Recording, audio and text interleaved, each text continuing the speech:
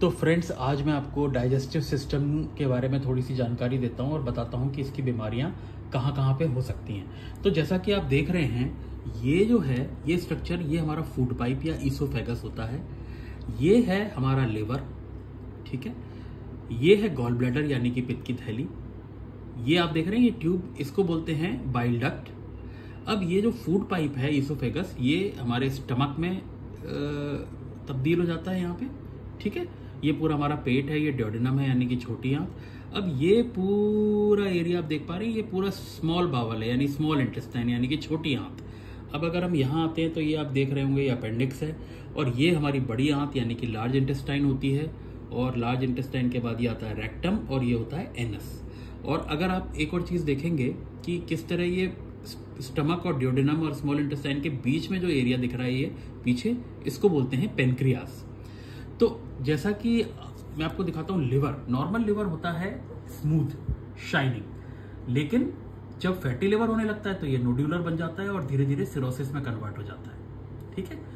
इसी तरह gall bladder में अगर बाइल जूस गाढ़ा हो जाए तो स्टोन्स बनने लगते हैं। यहाँ पे आप देख पा रहे होंगे कि स्टोन्स या पथरी बन गई, और यही स्टोन्स गॉल ब्लैडर में सूजन लाते हैं, या फिर कभी कभी ये गॉल ब्लैडर के मुंह पे जाके अटक जाते हैं, जिससे पेन होता है और डिस्कम्फर्ट होता है, और ये स्लिप होकर इस ट्यूब में आ जाते हैं, जिसके कारण ये नीचे जाके फंस जाते हैं और पेनक्रेटाइटिस करा सकते हैं, ठीक है। तो इसलिए गॉल ब्लैडर की सर्जरी जरूरी है, जिसमें पूरी पित्त की थैली को निकाल दिया जाता है। अब अगर अपन ये देखें कि ये आप स्टमक देख रहे हैं, ये स्टमक का अल्सर, ये गैस्ट्रिक अल्सर्स बोलते हैं, ये गैस्ट्रिक अल्सर हो गए। अब नीचे अगर आके देखें तो ये पेनक्रियाज वाले पार्ट में अगर सूजन आ जाती है तो ये पेनक्रेटाइटिस हो जाती है।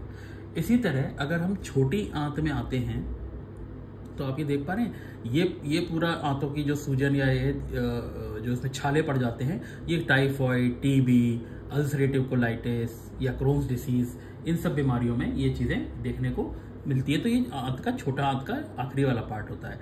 अपेंडिक्स में अगर सूजन आ जाए तो अपेंडिसाइटिस हो जाता है। इसी तरह लार्ज इंटेस्टाइन में आप देख पा रहे हैं, ये इधर अगर ट्यूमर आ गया तो ये आंतों का कैंसर हो जाता है, ठीक है। और ये इस तरह से, ये बड़ी आंत में अगर सूजन आ जाए तो इसको अल्सरेटिव कोलाइटिस भी कहते हैं। और ये रेक्टम। अब अगर एनस के आसपास अगर आप देखेंगे तो ये अंदर आपको दिख रही है ग्रीन कलर में जो दिखाया गया है, ये है पाइल्स के मस्से, और ये बाहर जो है ये एक्सटर्नल हेमोरॉइड्स हैं। और जब जोर लगाते हैं और ये मस्से बाहर आ जाते हैं तो ये प्रोलेप्स पाइल बन जाते हैं। और यहाँ पर अगर कोई स्किन के टैग्स है तो उनको स्किन टैग्स बोलते हैं या एनल टैग्स बोलते हैं। उम्मीद करता हूँ ये वीडियो आपको अच्छा लगा होगा। अगर आपको और इस तरह के वीडियोस देखने हैं तो प्लीज़ लाइक, शेयर और सब्सक्राइब करें। Thank you.